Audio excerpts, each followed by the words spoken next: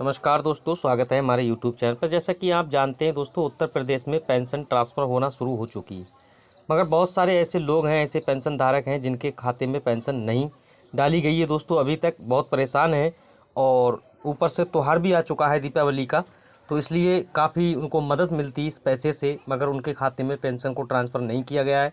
बहुत दिक्कतों का उनको सामना उठाना पड़ रहा है दोस्तों। और मेरे पास बहुत सारे लोगों की कमेंट आई हैं, उनने पूछा है कि सर हमारी पेंशन अभी तक खाते में ट्रांसफ़र नहीं की गई है। ठीक है। और दोस्तों आपको मैं बता दूं, बहुत सारी इसकी एक चर्चा में ये न्यूज रही थी कि 1500 रुपये पेंशन करेगी सरकार, 1500 रुपये पेंशन करेगी सरकार। मगर सरकार ने अभी तक आपकी पेंशन को 1500 रुपये नहीं किया है। आपके खाते में 1000 रुपये के हिसाब से ही 3 मंथ के 3000 रुपये दोस्तों आ रहे हैं दोस्तों। ठीक है। आपकी पेंशन में कोई बढ़ोतरी नहीं की गई है, पहली बात तो ये ही गई। अब दोस्तों मैं बता दूं आपके लिए कि दोस्तों बहुत सारे ऐसे हैं, जब तक आप अपनी आवाज़ को नहीं उठाओगे और सब लोग मिल कर के अपना संगठन नहीं बनाओगे, तब तक आपकी आवाज़ को कोई सुनने वाला नहीं है दोस्तों। ठीक है। आपको एक संगठन में रहना है, अपनी आवाज़ को उठाना है और कहना है कि हमारी सर इस पेंशन में हमारा 1000 रुपये में गुजारा नहीं होता है। और दोस्तों जो असुविधाएं आपको पेंशन में आती हैं कि बार बार हमारी पेंशन रोक दी जाती है।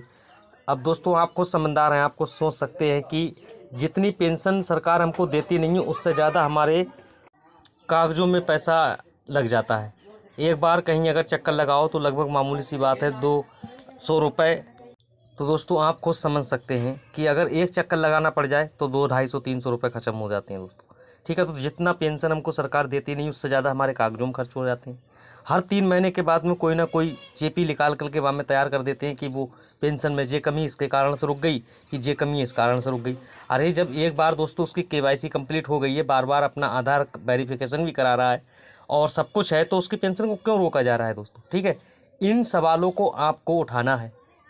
आप जब तक इन सवालों को नहीं उठाओगे, जैसे अगर कोई भी पेंशन धारक, जैसे एक मैं ही पेंशन धारक हूँ, अगर मैं अपनी आवाज़ वो को कहूँगा कि सोचो कि मैं बार बार अपना आधार वेरिफिकेशन कर रहा हूँ, बार बार मैं अपना स्टेटस चेक कर रहा हूँ, सब कुछ मैं कर रहा हूँ, मेरा मोबाइल नंबर भी लगा हुआ है, तो दोस्तों उसकी पेंशन रोकने की क्या ज़रूरत है। वो धोखे से बना ली, धोखे से बना ली सरकार। ये गोलमाल कर देते हैं ये लोग। ठीक है। हम लोगों को अंधेरे में रखा जा रहा है, जितने भी पेंशन धारक है।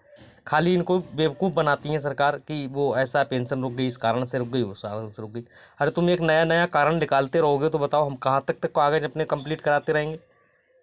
जब एक कागज़ आपने, मेन कागज़ आपका विकलांग लोगों के लिए मेन कागज़ ये कर दिया है UDID कार्ड। जब UDID कार्ड मेन कर दिया है, जब पेंशन पर लगा हुआ है, तो फिर क्या दिक्कत है।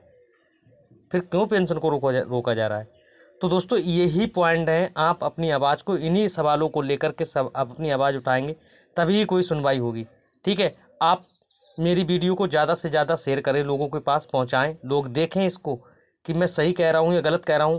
मैंने इतनी बातें कही हैं, आपकी क्या राय कहती है कमेंट बॉक्स में मुझे ज़रूर बताएं कि आप मेरी बात से कितने सहमत हो। ठीक है।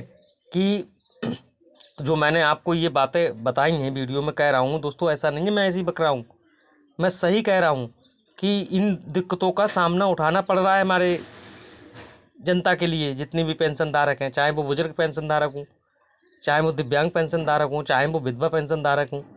ठीक है। एक दिव्यांग, आप खुद सोचो, सरकार खुद सोच सकती है कि एक दिव्यांग व्यक्ति की पेंशन उसको रोक दिया जाए, तो सोचो उसको जैसे एक अपने ज़िला में जाने के लिए कितनी दिक्कतों का सामना करना पड़ता है। तो दोस्तों अपनी राय कमेंट बॉक्स में ज़रूर बताएं और चैनल को अभी सब्सक्राइब नहीं किया है कर लीजिए। यही तो आपकी थोड़ी कमी रहती है, आप किसी का साथ देते नहीं हैं। ठीक है। सब्सक्राइब कर लो, बेल आइकन को प्रेस करके ऑल नोटिफिकेशन ऑन कर लो, ताकि वीडियो का नोटिफिकेशन पर समय समय पर आप तक मिलती रहे जानकारी। तो अब मैं मिलता हूँ अगली वीडियो में, तब तक के लिए दोस्तों नमस्कार।